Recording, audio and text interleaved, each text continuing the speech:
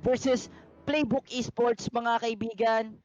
Sino sa sino ang inyong team na napupusuan? Is either mga taga blue side or taga red side. Pero before anything else, papakilala ko lang ang mga taga NXP, Solid, James, for this Barats, ladies and gentlemen. Renny J ang gagamit dito ng thumbs, H2O for this Sling, Yawi ang gagamit ng Baksha, and EXORT naman on this Lunox. And we have Playbook Esports on the other side. Arms using Farsa, Jake the Dog on that Esmeralda, Ryota on that Khalid aspect using Roger, and Bimo on that Jawhead. And early rotations coming in from Bimo. Mga kaibigan dito, and si Kuya James, and grabe yun nga si Bimo, dito talagang iniibit niya si Kuya Yawi as well as EXORT. Now, EXORT na pilita mag-flicker out, grabe rin yung pangaharas dito ng mga taga Playbook Esports, Infinity, no? Yeah, and I do like how NXP Sol and Playbook Esports are having this early engagement. Engagement. Kuya Jota, makakatakas pa siya doon. Pero first blood, ladies and gentlemen, mapupunta ito sa mga taga Playbook Esports. Sa Yawi, low on siya dito, and I think Playbook Esports, makukuha na nila yung purple buff ni Kuya H2. Aspect, nag-rotate na siya doon, and dual buff pa siya. Dual purple buff, Infinity. So 1-0, 2 minutes mark. NXP Solid ang ating defensive mode. Playbook naman ang ating offensive mode. Infinity? Now let's talk a little bit about the draft, no? I really do think that Yawi is actually being picked here to fight against Jake the Dog and Ryota to decrease the HP steal potential of both of these heroes. But Playbook Esports has answered with the Jawhead against Ling. So it's really both counter picks, counter heads for both of these teams right now, and this is something that I really want to see. Okay, 1-0, 1-1 tayo dito. Ladies and gents, Jake the Dog, Esmeralda. Well, nag-perform lang maganda yung Esmeralda doon ni Kuya Jake. Pero tingnan natin dito kung mag-effect na ba as James. Meanwhile, on the bot, mamapatay pa ba? Pero nagdasal muna bago siya mamatay as H2 or actually James ang makakuha ng kill doon sa ating bot lane Infinity. Kaya nga na sinabi mo, yung hero composition na meron ang Playbook Esports is the anti-damager, si Ryota, and meron din silang sustain which is yung Esmeralda. Now, for the side of NXP, si Kuya James naman, well, pure sustain. And si Renny J dito, well, damager slash sustain siya dito, Infinity. As Kuya Yawi, pumapwesto siya dito sa may turtle, pero si Bimo, kasama niya pala doon sa may damuhan, Infinity. But Nexplay Solid is just roaming around the turtle. Medyo delikado to for both of these teams because Playbook Esports are also here as well. And in addition to the Farsa Feather Airstrike. Feather Airstrike, yung turtle natin. The NXP Solid. EXORT dito, tamang chaos lang doon sa ating Jawhead. And tama dito si kuya natin Bimo, Ryota din. So that is it for your skirmish. 2 out of non-exchange. Pabor to sa mga taga NXP.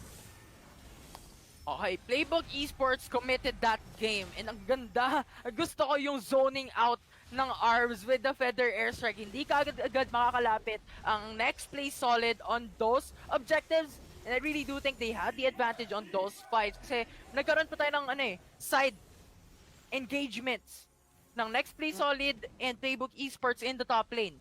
So, ayun, basically 4v4 yung naganap dun sa objectives, and having that Farsa is really advantageous for your team. Advantage for the Nexplay Solid. Tumataas ng tumataas. Now, Playbook Esports, siguro, hindi nila inaasahan na magliling si H2 dito, no? Kasi nga, alam natin, kapag na-pick ni H2, pwede siya maka-counter. So, iniisip ng PBE dito, baka hindi mag-link si H2, pero gigil na ata si Kuya H2 eh. Infinity, nag-link na siya dito, and yung KDA niya, although 4 assist, napakalaking bagay nun para sa isang core na nagpa-farm sa ating early stages of the map. Now, James, kinain lang, inultihan si Kuya Ryota, pero Raging Sandstorm pabalik, niluha na nga, pumunta pa rin si Kuya Ryota natin dito mga kaibigan as James, tagging all the damage output coming in from Playbook Esports. Now, Bimo, injector niya, pero nakatakas si kuya natin, Barats doon.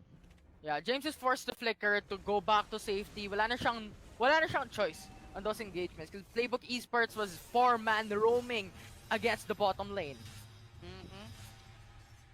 Bot lane, top lane, mid lane, lahat ng lanes dito mga kaibigan, merong bakbakan. Ganon kainit ang game 2 natin dito. Pero bot lane natin, babagsak yan into the hands of Playbook Esports as H2O and Yawi getting into the fight.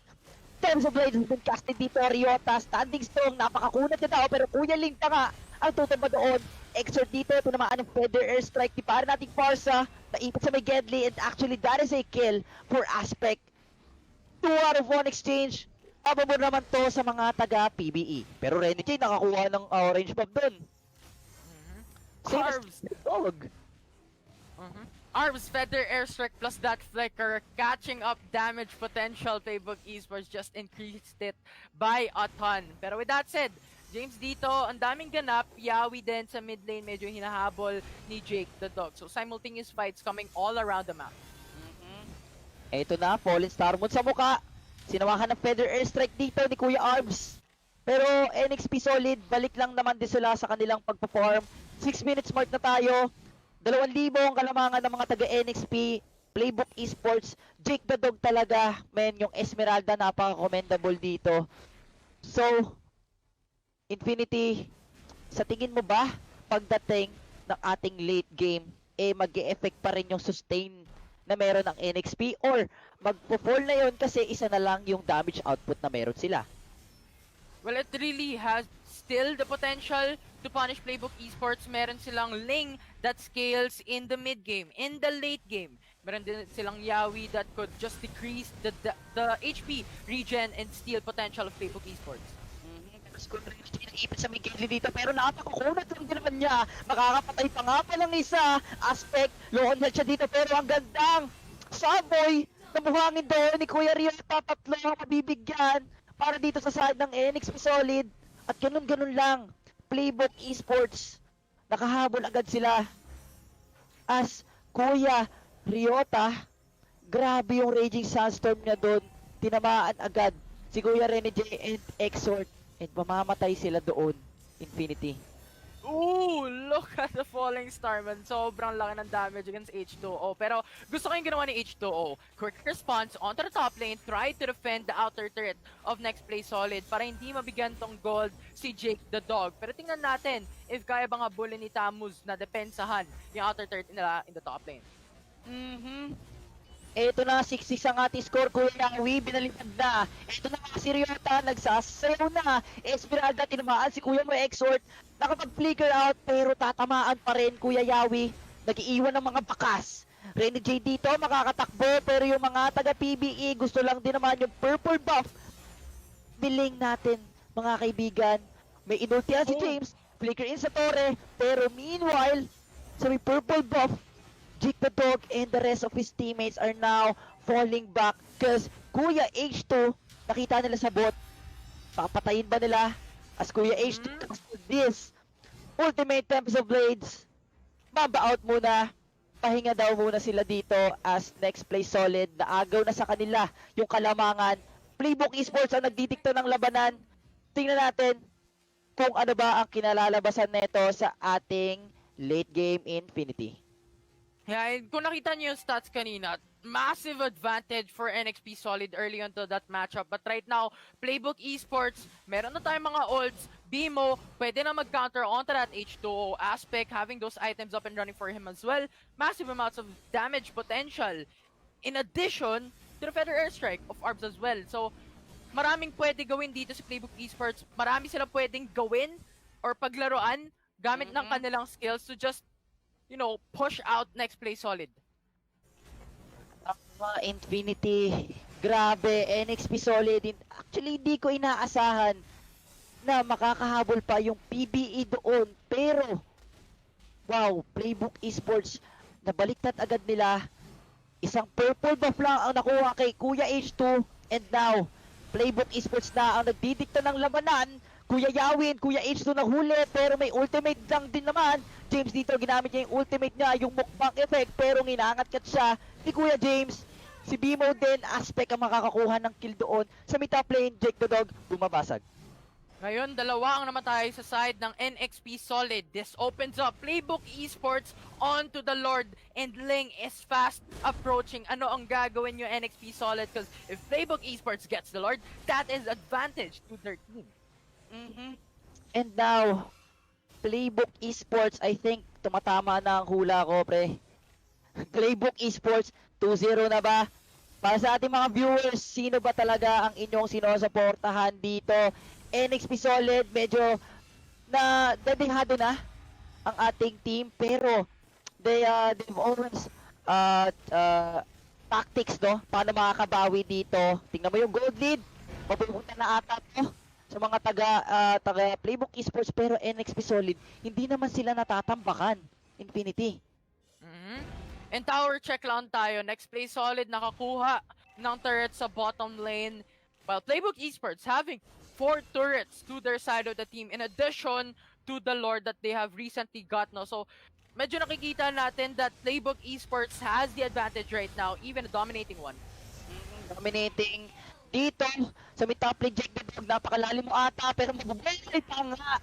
Renny J yata dito, habulin tumaas. Renny J shutdowns.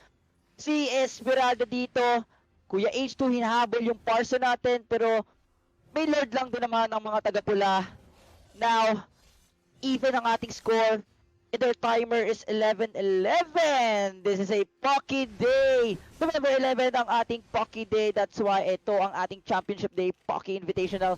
And guys, kung meron na kayong Nexplay app, tingnan nyo kayo sa live stream.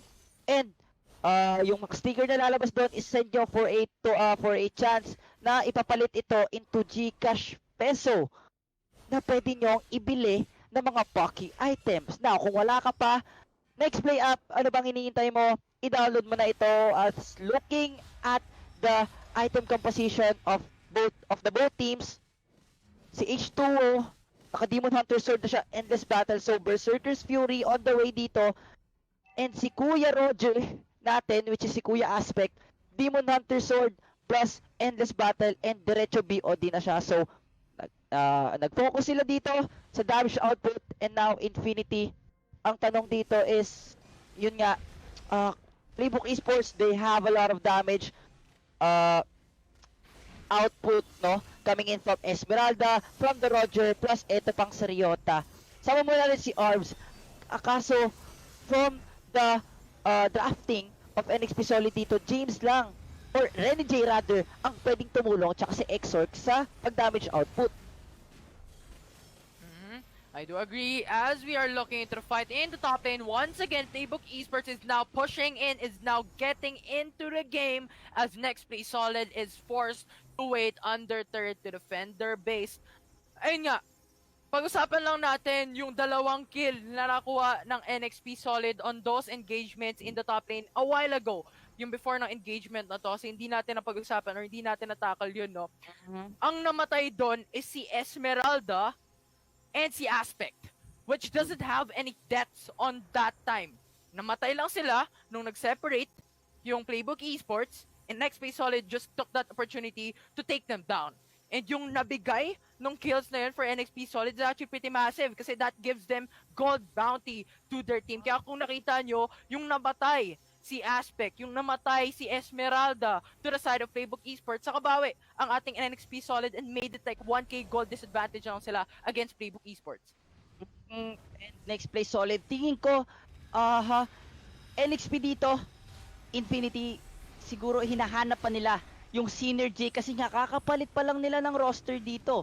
So, baka hindi pa sanay yung team ng NXP dito to actually fit si Kuya JEYMZ and si Kuya EXORT sa kanilang lineup. So, napakaganda nung game na to for them kasi nga kahit matalo sila, lower bracket, may chance pa rin na magtagpo sila dito sa finals as Kuya Bimo launches into our team fight, mga kaibigan. Ito na, Playbook Esports, pinapakita na nila yung pagiging gangster nila dito. 40 seconds, Lord timer natin, ladies and gentlemen. 1k gold lead na lang ang meron dito ang Playbook Esports. So, Infinity, malaki na ang possibility ng Nexplay Solid.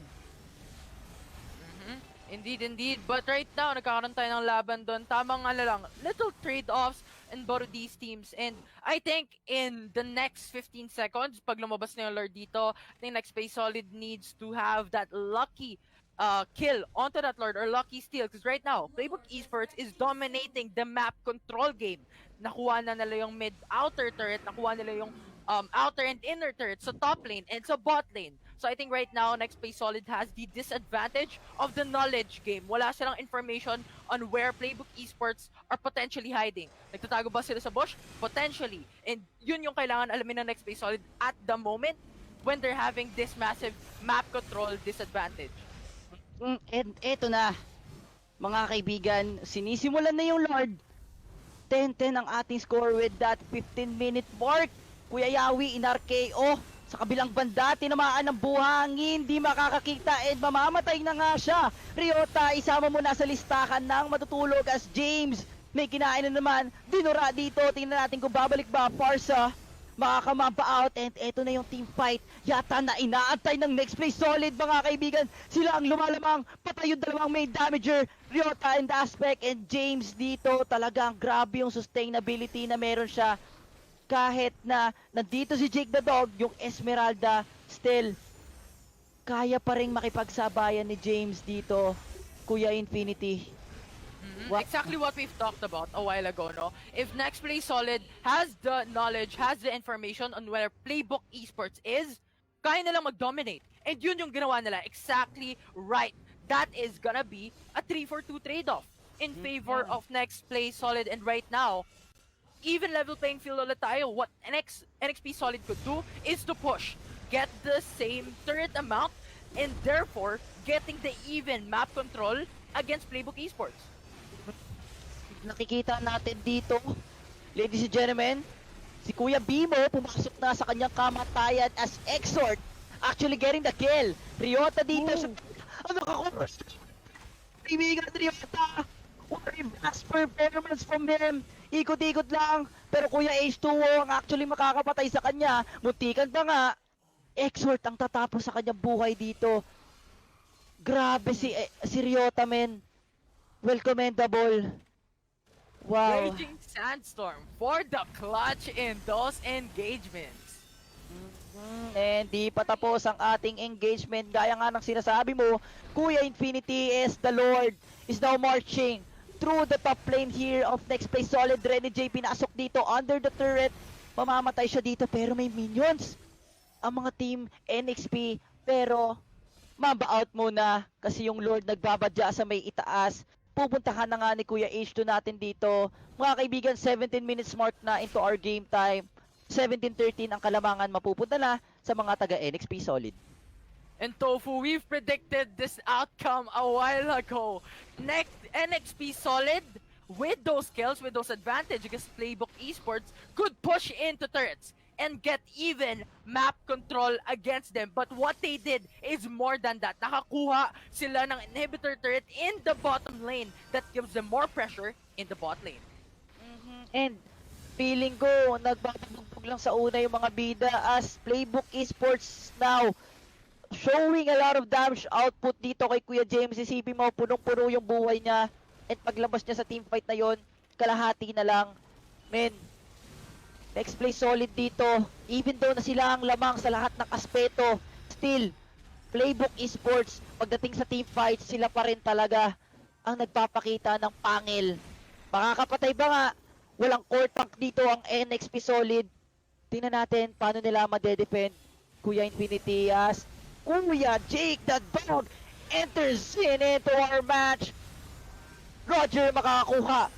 Killing. And wow. Tumba na yung tatlong miyembro dito ng NXP Solid mga kaibigan. And Playbook Esports talagang dominating game for them. Since game 1, nadala nila yung momentum dito. So, EXORT and JEYMZ na lang ang natitira. Tingnan natin paano nila ma-defend pa ito, Infinity. Oh, 4 against 2 in the mid lane with a feather airstrike. Jake the Dog though, mukhang malapit na mamatay, but the shield is keeping him up as EXORT puts him down. And Infinity, feeling ko talaga tatagal pa to. Ayaw pa rin ibigay ng mga taga NXP Solid yung upper bracket dito mga kaibigan. 20 minutes na into our game time. Wow. And I'm pretty sure yung mga itemization dito ng both teams talaga namang situational na no Infinity. Wala pa ring buff si Kuya Ling mo. What are your thoughts? Let us see. Indeed, H2O not having that buff is gonna be very disadvantageous against Playbook Esports. Pero I think ngayon kinukuha na niya. Pero on those engagements that Playbook Esports did, yung push na ginawa nila was actually very smart. Ang ginawa nila, pressured all the lanes against Nexplay Solid and get the inhibitor turret in the mid lane. In the bot lane, rather. So that makes it even for both of these teams in terms of laning pressure sa bottom side of the map. Pero tingnan mo, yung turret available for the side of Playbook Esports, tatlo pa rin in the top lane. They have a 2 turret advantage against NXP Solid. NXP tayo dito mga kaibigan. Sila ang lamang pero nahabol ng mga taga PBE yan. Infinity. Man, hindi ko talaga alam kung sinong magwawagi dito kasi pantay na pantay sila dito.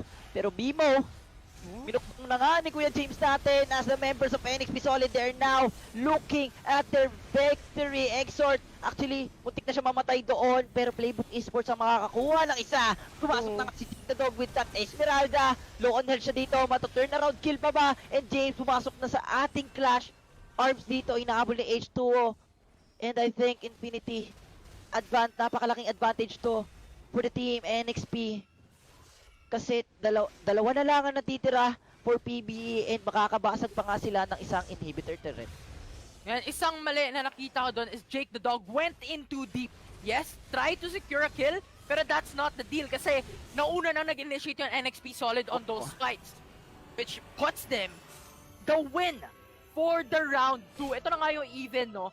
Even level playing field for both of these teams. Unexpected plays, miracle plays na nakikita natin in game. So, that last clash, that last team fight was actually very crucial for both of these teams.